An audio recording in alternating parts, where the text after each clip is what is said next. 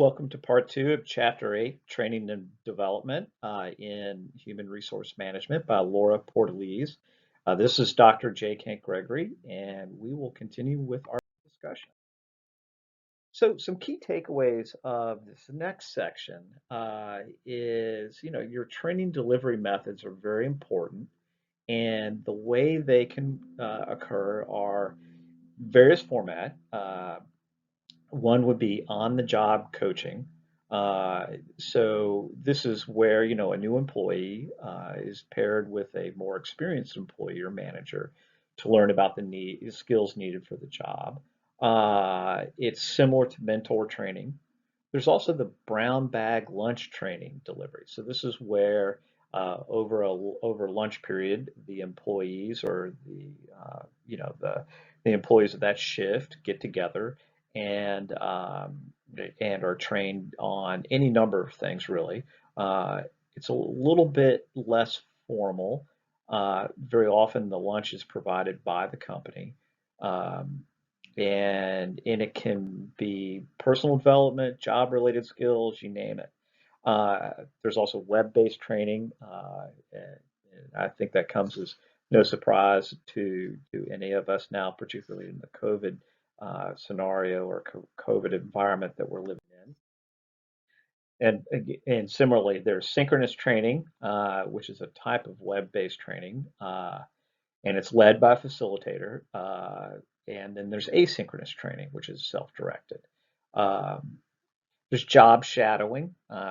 Probably many of you all who have had internships uh, or our jobs have had this, where you spend, the first day or two, maybe even the first week, shadowing someone who's been in the position or been at the company for or the organization for a while. The book also mentions job swapping. This is where two people change jobs for a set period of time to learn new skills. And this typically isn't used alone, and it's maybe not the most efficient way to do training, but at the same time, it does open up employees to other aspects of the organization. Um, and then there's vestibule training, which is near-site training.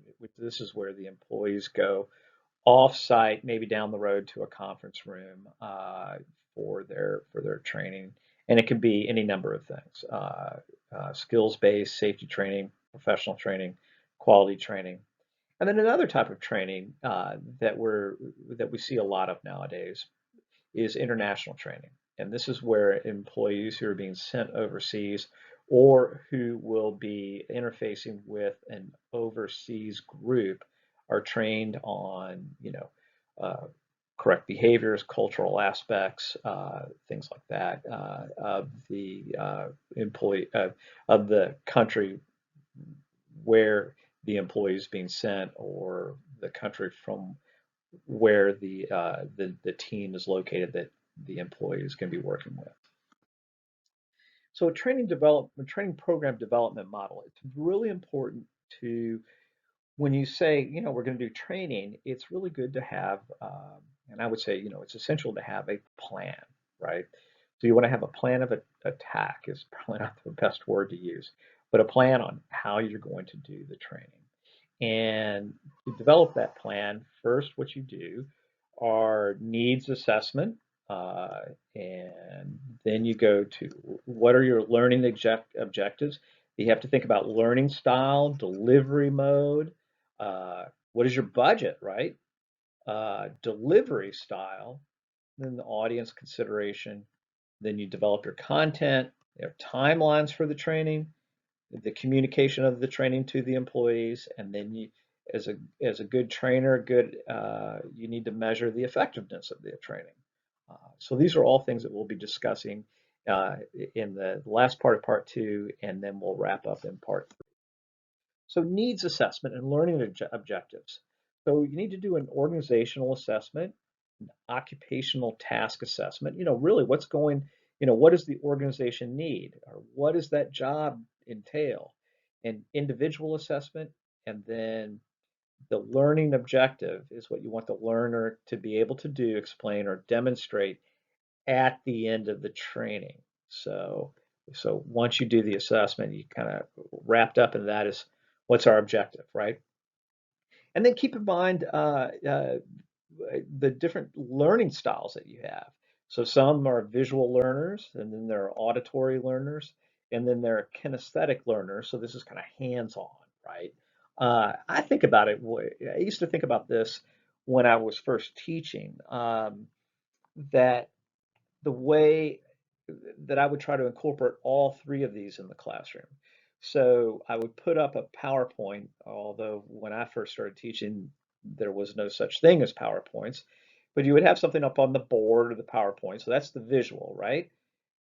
And then you would talk about it, and that's the auditory. So they would see it, they would hear it, and then the students were expected to take notes.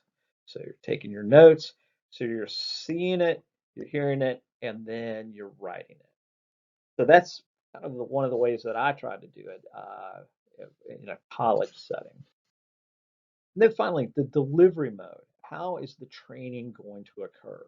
Is it going to be on the job coaching, mentor, brown bag lunch, web based, job shadowing, job swapping, vestibule training, or a combination of all of these? So that brings us to an end of part two, and we'll wrap up all of the aspects of the training program in part three.